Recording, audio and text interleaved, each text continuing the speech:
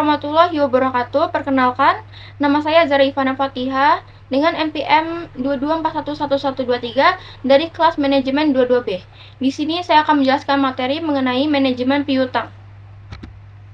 Manajemen piutang adalah serangkaian kegiatan yang dilakukan oleh perusahaan untuk mengelola piutang usaha agar dapat berjalan dengan baik. Pengertian manajemen pinjaman adalah praktik penerima pembayaran pelanggan dalam jangka waktu tertentu. Organisasi yang menjual produk dan layanan menggunakan manajemen piutang untuk memastikan pelacakan dan pengelolaan yang tepat dari setiap langkah yang terlibat dalam pengumpulan pembayaran serta pelayanan pelanggan melakukan pemesanan. Fungsi manajemen piutang. Pertama, meningkatkan laba. Melakukan manajemen kredit dapat menambah laba perusahaan. Perusahaan dapat menerima serta menagih piutang dengan pengorganisasian yang baik. Piutang yang tertagih pun nantinya akan terkonversi menjadi kas yang tentunya akan meningkatkan keuntungan suatu bisnis atau usaha. Kedua, mengurangi resiko kondisi. Manajemen keuangan dapat membantu mengurangi resiko kondisi dalam bisnis.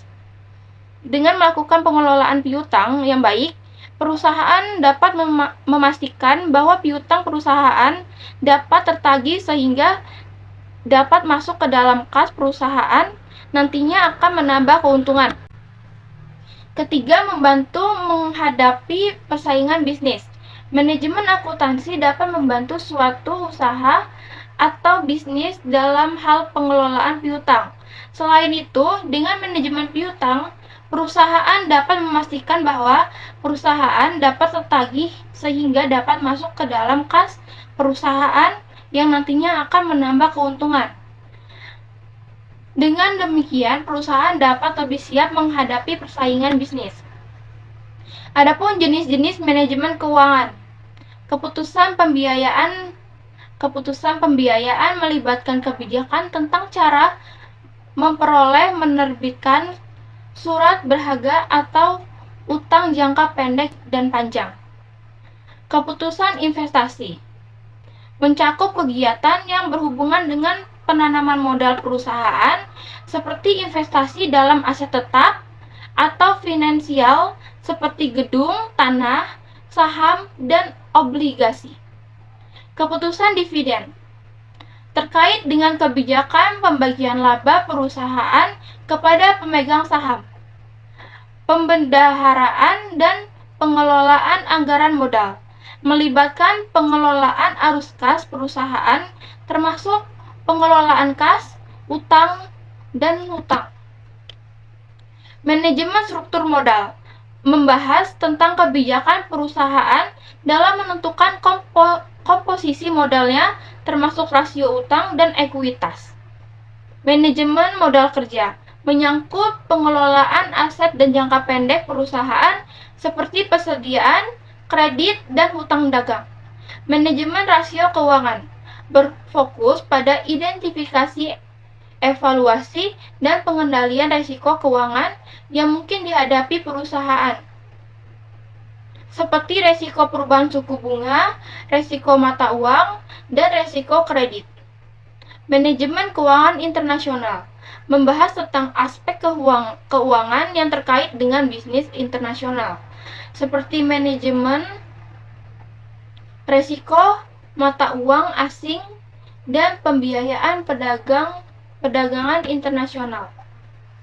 Manajemen keuangan publik terkait dengan pengelolaan keuangan termasuk perencanaan anggaran, keuangan pemerintah, pengelolaan utang, dan pelaporan keuangan. Manajemen keuangan pribadi melibatkan pengelolaan keuangan individu, termasuk perencanaan keuangan, pengelolaan utang, dan investasi. Tujuan dari manajemen piutang: meningkatkan produktivitas karyawan.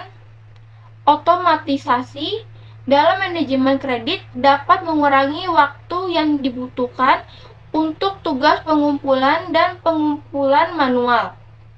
sehingga meningkatkan produktivitas karyawan. Mengendalikan kredit. Manajemen kredit membantu perusahaan dalam mengendalikan kredit dengan menetapkan kebijakan kredit dan mengumpulkan kredit yang efektif. Memperbaiki arus kas. Dengan mengelola akun dengan baik, perusahaan dapat memastikan arus kas yang lancar dengan menerima pembayaran tepat waktu dari pelanggan. Membantu menangani persaingan bisnis. Dengan mengelola piutang dengan baik, perusahaan dapat memiliki likuiditas yang cukup untuk menghadapi persaingan bisnis yang ketat. Adapun resiko manajemen piutang. Tidak dibayarnya seluruh tagihan piutang. Resiko ini terjadi ketika pelanggan tidak mampu atau tidak mau membayar seluruh jumlah tagihan yang dimiliki oleh perusahaan. Tidak membayar sebagian hutang. Resiko ini terjadi ketika pelanggan hanya membayar sebagian dari jumlah hutang yang dimiliki oleh perusahaan, sehingga perusahaan mengalami kerugian. Keterlambatan pembayaran. Resiko ini terjadi ketika pelanggan membayar hutang dengan keterlambatan, sehingga perusahaan kesulitan dalam memenuhi kebutuhan dan membayar hutang-hutangnya. Kehilangan transaksi penjualan. Risiko ini terjadi ketika perusahaan tidak dapat mengumpulkan tagihan dari pelanggan, sehingga perusahaan mengalami kerugian dalam transaksi penjualan yang dilakukan. Kurangnya dana yang tersedia. Risiko ini terjadi ketika perusahaan mengalami kesulitan dalam memenuhi kebutuhan dan membayar hutang-hutang akibat kurangnya penagihan yang tidak tertagih. Kesulitan dalam pengendalian tagihan. Risiko ini terjadi ketika perusahaan tidak mampu mengendalikan tagihan yang dimiliki, sehingga perusahaan mengalami kesulitan dalam mengelola dan memenuhi tagihan tersebut. Mengelola piutang perusahaan. Pertama, mengendalikan piutang. Perusahaan perlu menetapkan kebijakan kredit dan pengumpulan piutang yang efektif untuk mengendalikan piutang yang dimilikinya. Kedua, menentukan resiko kredit. Perusahaan perlu menentukan resiko kredit yang dapat ditoleransi dan menetapkan standar kredit yang baik. Ketiga, menentukan potongan-potongan atau return.